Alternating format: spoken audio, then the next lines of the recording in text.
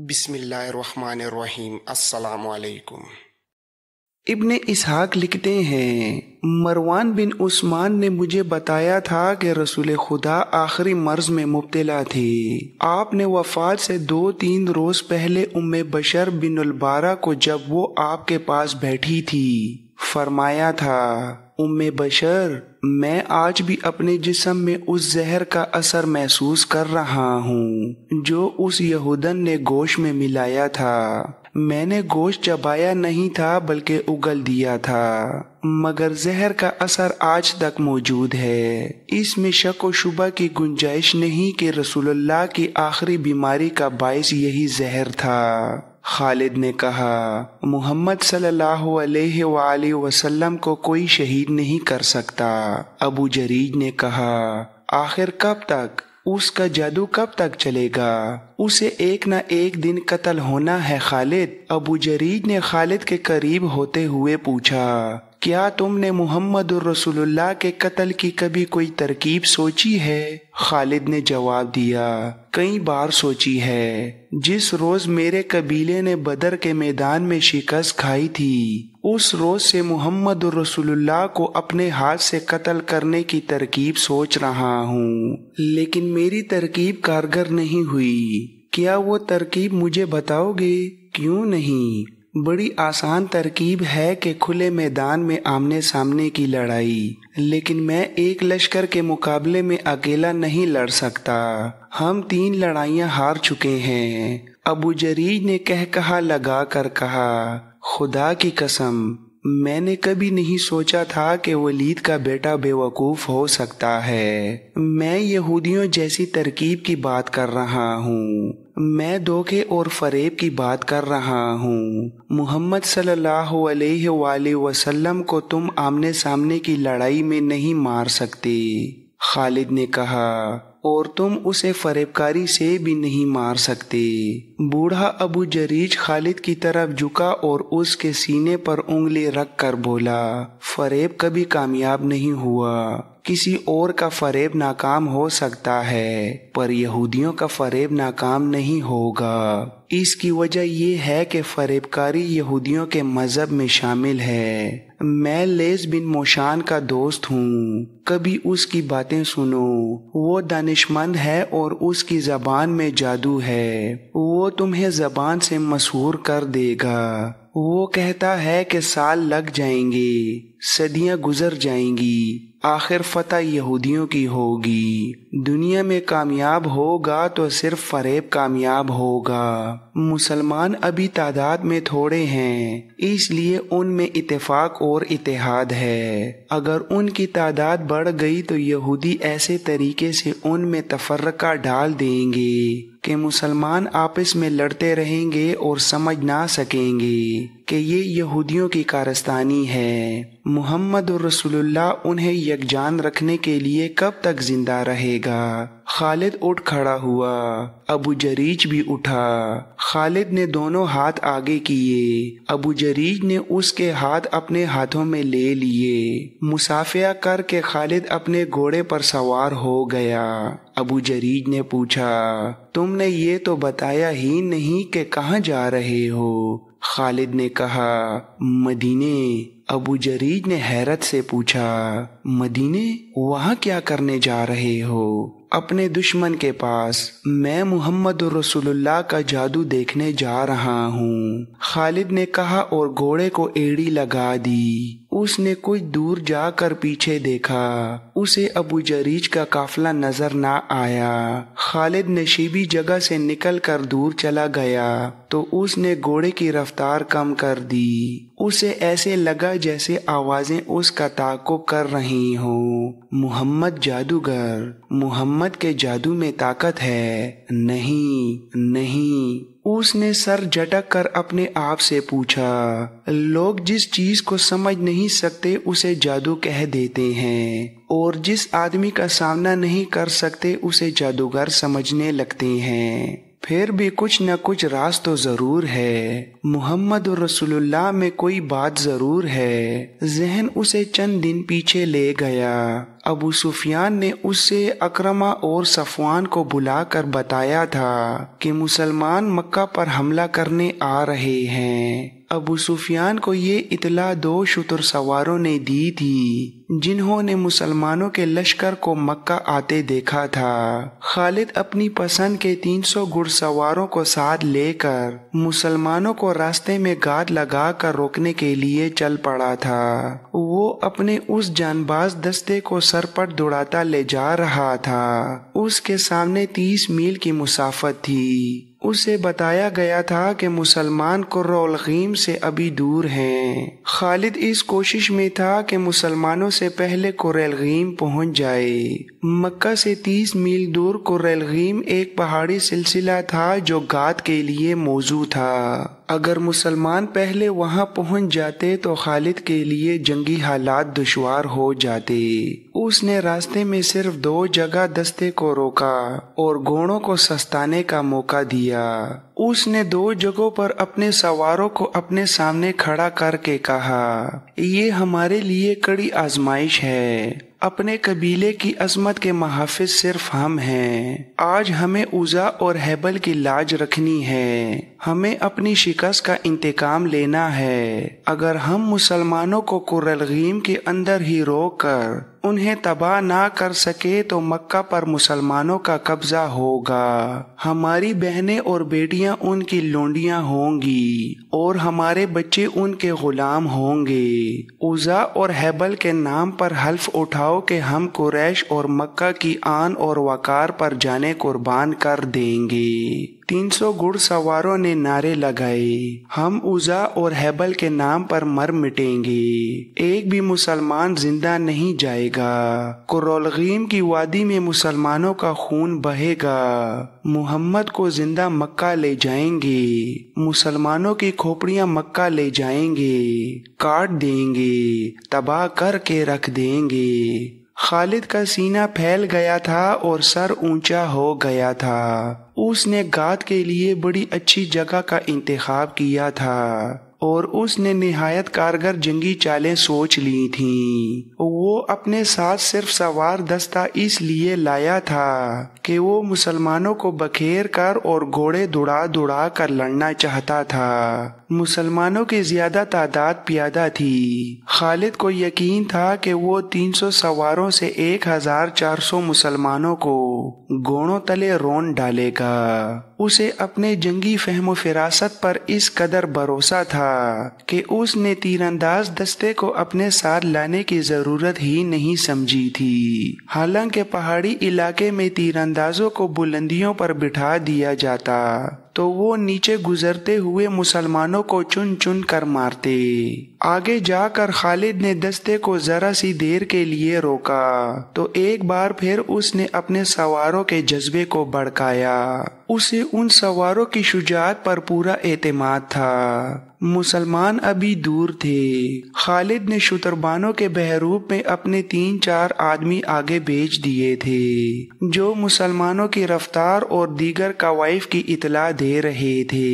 وہ باری باری پیچھے آتے اور بتاتے کہ مسلمان قرۃ سے کتنی دور ہیں۔ خالد ان اطلاعوں کے مطابق اپنے دستے کی رفتار بڑھاتا جا رہا تھا۔ مسلمان رسول کریم کی قیادت میں معمولی رفتار سے اس پھندے کی طرف چلے آ رہے تھے جو خالد ان کے لیے قرۃ میں بچھانے جا رہا تھا۔ خالد اس اطلاع کو نہیں سمجھ سکا تھا کہ مسلمان اپنے ساتھ بہت سے دمبے اور بکرے لا رہے ہیں۔ اسے اس سوال کا جواب نہیں مل رہا تھا کہ وہ مکہ پر حملہ کرنے آ رہے ہیں تو دمبے اور بکرے کیوں ساتھ لا رہے ہیں۔ خالد کے ایک ساتھی نے خیال ظاہر کیا، انہیں ڈر ہوگا کہ محاصرہ طول پکڑ گیا تو خوراک کم ہو جائے گی، اس صورت میں وہ ان جانوروں کا گوشت کھائیں گے۔ اس کے سوا ان جانوروں کا اور کیا استعمال ہو سکتا ہے؟ خالد نے کہا،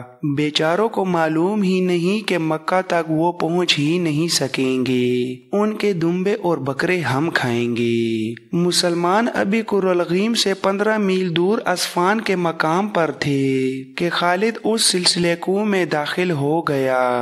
اس نے اپنے دستے کو پہاڑیوں کے دامن میں ایک دوسرے سے دور دور رکنے کو کہا اور خود گاد کی موزوں جگہ دیکھنے کے لیے آگے چلا گیا۔ وہ درے تک گیا۔ یہی راستہ تھا جہاں سے قافلے اور دستے گزرا کرتے تھے۔ وہ یہاں سے پہلے بھی گزرا تھا، لیکن اس نے اس درے کو اس نگاہ سے کبھی نہیں دیکھا تھا جس نگاہ سے آج دیکھ رہا تھا۔ اس نے اس درے کو دائیں بائیں والی بلندیوں پر جا کر دیکھا، نیچے آیا، چٹانوں کے پیچھے گیا اور گھوڑوں کو چھپانے کی ایسی جگہوں کو دیکھا جہاں سے وہ اشارہ ملتے ہی فوراً نکل آئیں اور مسلمانوں پر بے خبری میں ٹوٹ پڑے۔ وہ مارچ سن 628 کے آخری دن تھے۔ موسم ابھی سرد تھا، مگر خالد کا اور اس کے گھوڑے کا پسینہ بہہ رہا تھا۔ اس نے گاد کا علاقہ منتخب کر لیا اور اپنے دستے کو کئی حصوں میں تقسیم کر کے گھوڑوں کو درے کے علاقے میں چھپا دیا۔ اب اس نے اپنے ان آدمیوں کو جو مسلمانوں کی پیش قدمی کی اطلاع لاتے تھے اپنے پاس روک لیا، کیونکہ خدشہ تھا کہ مسلمان ان کی اصلیت معلوم کر لیں گے۔ مسلمان قریب آ گئے تھے۔ رات کو انہوں نے پڑاؤ کیا تھا۔ اگلی صبح جب نماز فجر کے بعد مسلمان کوچ کی تیاری کر رہے تھے تو ایک آدمی رسول اللہ کے پاس آیا۔ رسول اللہ نے فرمایا، تمہاری حالت بتا رہی ہے کہ تم دوڑتے ہوئے آئے ہو اور تم کوئی اچھی خبر بھی نہیں لائے۔ مدینہ کے اس مسلمان نے کہا، یا رسول اللہ، خبر اچھی نہیں اور اتنی بری بھی نہیں۔ مکہ والوں کی نیت ٹھیک نہیں۔ میں کل سے قرالغیم کی پہاڑیوں میں گھوم پھر رہا ہوں۔ خدا کی قسم مجھے وہ نہیں دیکھ سکے جنہیں میں دیکھ آیا ہوں۔ میں نے ان کی تمام نقل و حرکت دیکھی ہے۔ کون ہیں وہ؟ اہل قریش کے سوا اور کون ہو سکتا ہے حضور؟ وہ سب گھڑ سوار ہیں اور درے کے ارد گرد کی چٹانوں میں چھپ گئے ہیں۔ اور تعداد کتنی ہے؟ رسول کریم کے اس جاسوس نے کہا، 300 اور 400 کے درمیان ہے۔ میں نے اگر صحیح پہچانا ہے تو وہ خالد بن ولید ہے، جس کی باغ دوڑ کو میں سارا دن چھپ چھپ کے دیکھتا رہا ہوں۔ میں اتنا قریب چلا گیا تھا کہ وہ مجھے دیکھتے تو قتل کر دیتے۔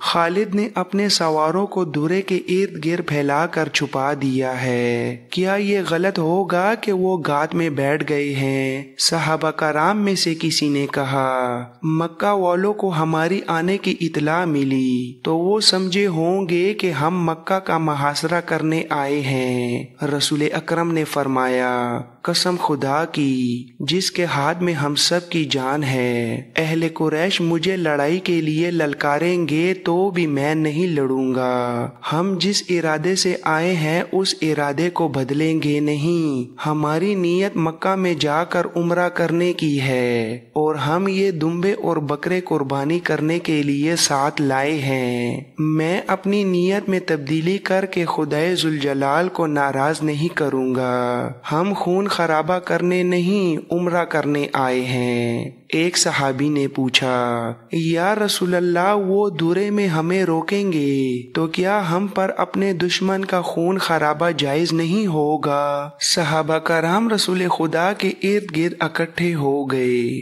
اس صورتحال سے بچ کر نکلنے کے طریقوں پر اور راستوں پر بحث و مباحثہ ہوا۔ رسول کریم اچھے مشورے کو دھیان سے سنتے اور اس کے مطابق حکم صادر فرماتے تھے۔ آخر رسول خدا نے حکم صادر فرمایا۔ آپ نے 20 گھڑ سوار منتخب کیے اور انہیں ان ہدایات کے ساتھ آگے بھیج دیا کہ وہ قرالغیم تک چلے جائیں لیکن درے میں داخل نہ ہوں۔ وہ خالد کے دستے کا جائزہ لیتے رہیں اور دستہ ان پر حملہ کرے تو یوں لڑیں کہ پیچھے کو ہٹتے آئیں اور بکھر کر رہیں۔ تاثر یہ دیں کہ یہ مدینہ والوں کا ہر اول جیش ہے۔ ان 20 سواروں کو دعاؤں کے ساتھ روانہ کر کے باقی اہل مدینہ کا راستہ آپ نے بدل دیا۔ آپ نے جو راستہ اختیار کیا وہ بہت ہی دشوار گزار تھا اور لمبا بھی تھا، لیکن آپ لڑائی سے بچنے کی کوشش کر رہے تھے۔ ایک مشکل یہ بھی تھی کہ اہل مدینہ میں کوئی ایک آدمی بھی نہ تھا جو اس راستے سے واقف ہوتا۔ یہ ایک اور درہ تھا جو مصنع المرار کہلاتا تھا، اسے ذات الحنظل بھی کہتے تھے۔ رسول کریم اپنے ساتھیوں کے ساتھ اس درے میں داخل ہو گئے اور سلسلہ کوہ کے ایسے راستے سے گزرے جہاں سے کوئی نہیں گزرا کرتا تھا۔ وہ راستہ کسی کے گزرنے کے قابل تھا ہی نہیں۔ خالد کی نظریں مسلمانوں کے ہر اول دستے پر لگی ہوئی تھیں، لیکن ہر اول کے یہ 20 سوار رک گئے تھے۔ کبھی ان کے 2-3 سوار درے تک آتے اور ادھر ادھر دیکھ کر واپس چلے جاتے۔ اگر وہ 20 کے 20 سوار درے میں آ بھی جاتے تو خالد انہیں گزر جانے دیتا، کیونکہ اس کا اصل شکار تو پیچھے آ رہا تھا۔ ان 20 سواروں پر حملہ کر کے وہ اپنی گات کو بے نقاب نہیں کرنا چاہتا تھا۔ یہ کوئی پرانا واقعہ نہیں تھا، چند دن پہلے کی بات تھی۔ خالد پریشان ہو رہا تھا کہ مسلمانوں کا لشکر ابھی تک نظر نہیں آیا۔ کیا اس نے کوچ ملتوی کر دیا ہے یا اسے گات کی خبر ہو گئی ہے؟ اس نے اپنے ایک شتر سوار سے کہا کہ وہ اپنے بحروب میں جائے اور دیکھے کہ مسلمان کہاں ہیں اور کیا کر رہے ہیں۔ اس دوران 20 مسلمان سواروں نے اپنی نقل و حرکت جاری رکھی۔ 1-2 مرتبہ وہ درے تک آئے اور ذرا رک کر واپس چلے گئے۔ 1-2 مرتبہ وہ پہاڑیوں میں کسی اور طرف سے داخل ہوئے۔ خالد چھپ چھپ کر ادھر آ گیا، وہ سوار وہاں سے بھی واپس چلے گئے۔ اس طرح انہوں نے خالد کی توجہ اپنے اوپر لگائے رکھی اور خالد کے سوار اشارے کے انتظار میں گھات میں چھپے رہے۔ سورج غروب ہو چکا تھا جب خالد کا شتر سوار جاسوس واپس آیا۔ جاسوس نے خالد کو بتایا وہ وہاں نہیں ہیں۔ خالد نے طنزیہ لہجے میں پوچھا، کیا تمہاری آنکھیں اب انسانوں کو نہیں دیکھ سکتی؟ شتر سوار نے کہا، صرف ان انسانوں کو دیکھ سکتی ہیں جو موجود ہوں، جو نہیں ہیں وہ نہیں ہیں، وہ کوچ کر گئے ہیں۔ کدھر گئے ہیں میں نہیں بتا سکتا۔ خالد اور زیادہ پریشان ہو گیا۔ صحرا کی شام گہری ہو گئی تو اس نے محسوس کیا کہ مسلمانوں کے ہر اول کے سوار بھی وہاں نہیں ہیں۔ اسے ان کے کسی گھوڑے کے ہنہنانے کی آواز سنائی نہیں دے رہی تھی۔ صبح طلوع ہوئی تو خالد نے اس درے سے نکل کر دیکھا تو وہ 20 سوار غائب تھے۔ اسے اپنی ناکامی کا احساس ہونے لگا۔ اس کے ارادے اور اس کے جنگی منصوبے خاک میں ملتے نظر آئے۔ اس نے سوچا کہ وہ خود اصفہان تک چلا جائے، لیکن پہچانے جانے کے ڈر سے رکا رہا۔ اس نے 2-3 آدمی اونچی پہاڑیوں پر بھیج دیے کہ وہ ہر طرف نظر رکھیں۔ دن آدھا گزر گیا تھا، اسے کوئی اطلاع نہ ملی۔ مسلمانوں کے ہر اول کے 20 سوار بھی نظر نہ آئے۔ اسے توقع تھی کہ وہ آئیں گے۔ دوپہر کے لگ بھگ اس کا ایک سوار گھوڑا سرپٹ دوڑاتا اس کے پاس آ کر رکا۔ سوار نے تیز تیز بولتے ہوئے کہا، میرے ساتھ چلو، جو میں نے دیکھا ہے وہ تم بھی دیکھو۔ کیا دیکھا ہے تم نے؟ سوار نے کہا، گرد، خدا کی قسم وہ گرد کسی قافلے کی نہیں ہو سکتی۔ کیا ایسا نہیں ہو سکتا کہ وہ مسلمانوں کا لشکر ہو؟ خالد نے گھوڑے کو ایڑی لگائی اور مکہ کی سمت پہاڑی علاقے سے نکل گیا۔ اسے زمین سے گرد کے بادل اٹھتے دکھائی دیے۔ خالد نے کہا، خدا کی قسم قبیلے قریش میں کوئی ایسا نہیں جو محمد صلی اللہ علیہ وسلم جیسا دانش مند ہو۔ وہ میری گات سے نکل گیا ہے۔ مسلمان رسول اللہ کی قیادت میں قرالغیم کی دوسری طرف سے مکہ کی طرف نکل گئے تھے۔ رات کو ان کے 20 سوار بھی دور کے راستے سے ان کے پیچھے گئے اور ان سے جا ملے تھے۔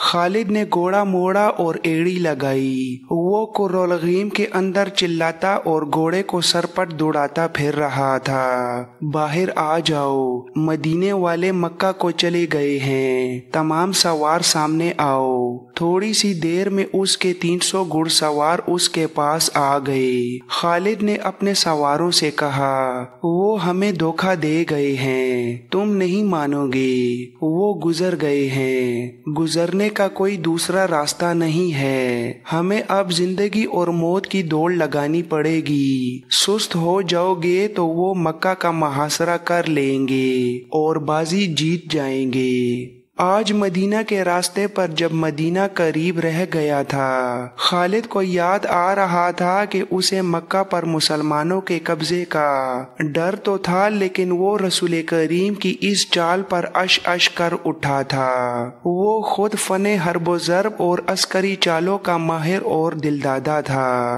वो समझ गया कि रसूलुल्लाह ने अपने हर अव्वल के 20 सवार धोखा देने के लिए भेजे थे। सवारों ने उसे कामयाबी से धोखा दिया और उसकी तवज्जो को गिरफ्तार किए रखा था।